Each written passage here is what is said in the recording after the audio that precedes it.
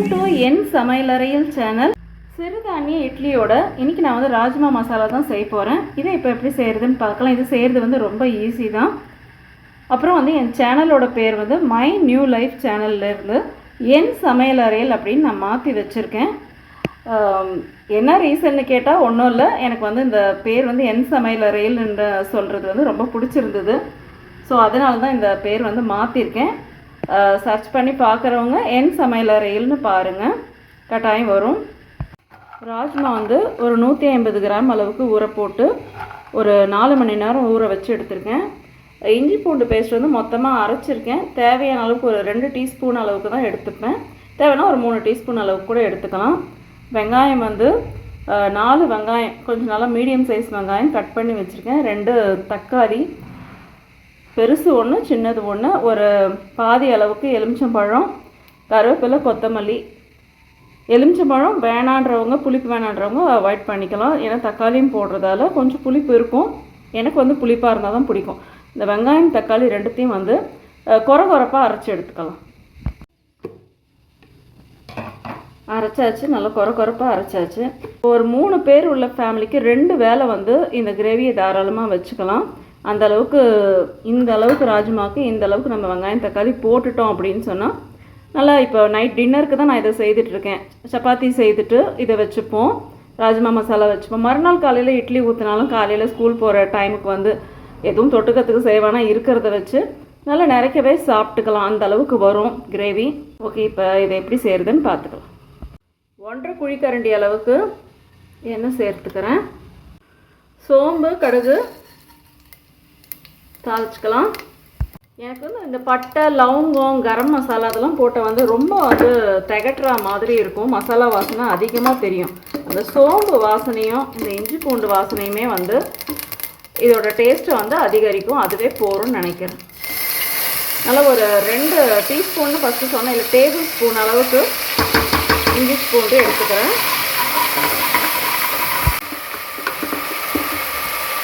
இன்னுமே ஒரு 1/2 table spoon அளவுக்கு சேர்த்து. இது ரொம்ப சிம்பிளாக செய்யக்கூடியது தான். அப்படியே அரைச்சி வச்ச விழுத சேர்த்து அதையும் வந்து ஒரு கலரி கொடுத்துக்கலாம். ரொம்ப வதங்கணும்லாம் அவசியம் கிடையாது. இந்த அளவுக்கு உப்பு சேர்த்துக்கிறேன். 1.5 ஸ்பூன் அளவுக்கு சேர்த்துக்கிறேன். நான் வந்து கை அளவில் தான் உப்பு சேர்த்துருக்கேன். நீங்கள் உங்கள் தேவையான அளவுக்கு சேர்த்துக்கோங்க. 1.5 ஸ்பூன், சில பேருக்கு பெரிய சைஸ் ஸ்பூனாக இருந்தால் அதிகமாகிடும், பார்த்து சேர்த்துக்கோங்க. மிளகாத்தூள் 1.5 டேபிள் ஸ்பூன் அளவுக்கு. மிளகாத்தூள் வந்து குழம்பு மிளகாத்தூள் தான் சேர்த்துருக்கேன், வீட்டில் அரைச்சது. நான் ஏற்கனவே அந்த வீடியோவும் போட்டிருக்கேன்.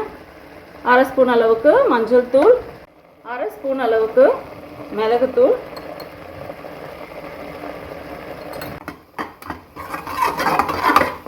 இது நல்லா கலரி கொடுத்துக்கலாம். பச்சை வாசனை போகிற அளவுக்கு வதங்கட்டும். 1 ஸ்பூன் அளவுக்கு இந்த புகை மறைக்குது. 1 ஸ்பூன் அளவுக்கு தனியா பொடியும் சேர்த்துக்கிறேன். இதெல்லாம் வந்து குழம்பு வந்து அதிகமாக வர்றதுக்கு நிறைய அளவு வரும், அதனால தான் இதெல்லாம் சேர்க்கிறது. காரமும் வந்து குழந்தைங்க சாப்பிட்றதுக்கு திட்டமாக இருக்கும். தனியாக வந்து சமையலில் சேர்க்கறது ரொம்ப நல்லது, வயிறு புண்ணுக்கு நல்லது. எடுத்து வச்சுருந்தேன். இந்த ராஜ்மாவையும் சேர்த்துக்கிறேன். எடுத்து வச்சுருந்த கருவேப்பிலையில் பாதி அளவுக்கு இதில் நான் சேர்த்துக்கிறேன். ஆக்சுவலாக வந்து வீடியோ நான் போடுற ஐடியாவே இல்லை, போடவும் அந்தளவுக்கு இன்ட்ரெஸ்ட் இல்லைனாலும் வியூஸ் ரொம்ப போகலை, கமெண்ட்டும் யாரும் பண்ணுறது கிடையாது. ஆனால் வந்து சப்ஸ்கிரைபர் மட்டும் நிறைய ஏறுது. ஒரு நாளைக்கு வந்து 10 சப்ஸ்கிரைபர் 12 சப்ஸ்கிரைபர் வந்து ஏறுது. பழைய வீடியோஸ்க்கெல்லாம் வந்து நிறைய பேர் கமெண்ட் பண்ணுறாங்க. அதே சமயத்தில் இந்த வீடியோஸ்க்கெல்லாம் யாரும் போடலைனாலும் வழியில் பார்த்தா நாங்கள் பார்க்குறோம், நல்லாயிருக்குன்னு அவ்வளோ பேர் சொல்கிறாங்க. போடாமல் இருக்காத, போட்டுட்டாரு அப்படின்னு சொல்கிறாங்க.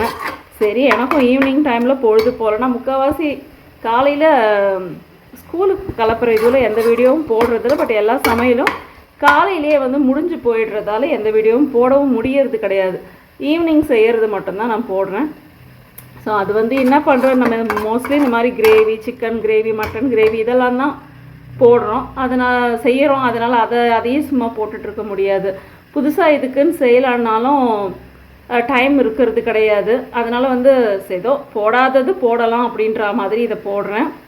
பட் நிறைய வந்து சப்ஸ்கிரைபர் ஏறிட்டுருக்கு. அது எனக்கு வந்து ஒரு ஒரு இன்ட்ரெஸ்ட் வருது. சரி, நல்லா சப்ஸ்கிரைபர் ஏறுதே அப்படின்னு. வழியில் பார்க்குறவங்களும் ரொம்ப வந்து நல்லா இருக்குது அப்படின்னு சொல்கிறதால ஆசை வந்து சரி 1-2 போடலாம் அப்படின்னு போடுறேன்.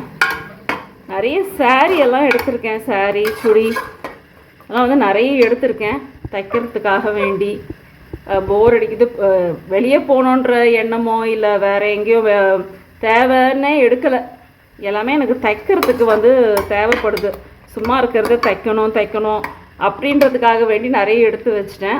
சரி, அதையும் ஒரு வீடியோவாக போடலான் இருக்கேன். நெக்ஸ்ட் வீடியோவில் அதை போடுவேன்னு நினைக்கிறேன்.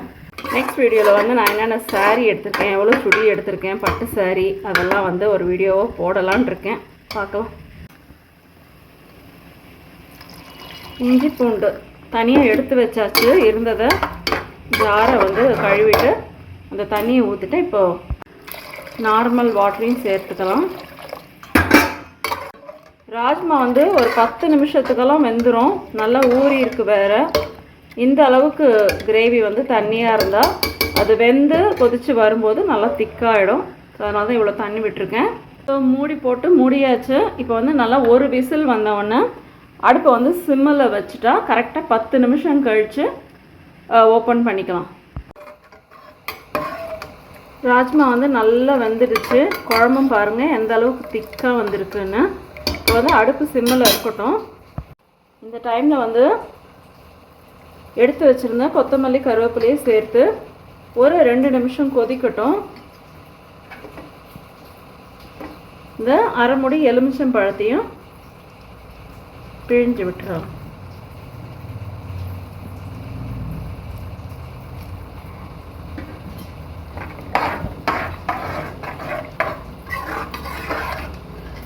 காரம் உப்பெல்லாம் பார்த்தா செம்ம டேஸ்ட்டாக இருக்குது. ராஜ்மாவும் நல்லா சாஃப்டாக வந்திருக்கு. எண்ணெய் வந்து ரொம்ப கம்மியாக ஊற்றிருக்கேன். அதனால் ரொம்ப பிரிஞ்சு மிதக்கிற மாதிரிலாம் வராது. நான் நைட் டைமில் நம்ம செய்கிறது, அதனால் வந்து எண்ணெயெல்லாம் கம்மியாகவே ஊற்றலாம். இதுக்கு ரொம்ப தேவையில்லை. லைட்டாக தான் பிரிஞ்சு வருது பாருங்கள், ரொம்ப வராது. சூப்பரான மெத்தன ஆவி பறக்க சிறுதானிய இட்லியோட எங்கள் வீட்டில் ராஜ்மா மசாலா ரெடி ஆகிடுச்சு. ஸோ இந்த வீடியோ எல்லாருக்கும் பிடிச்சிருக்கோன்னு நினைக்கிறேன். நெக்ஸ்ட் வீடியோவில் மீட் பண்ணலாம். பாய்.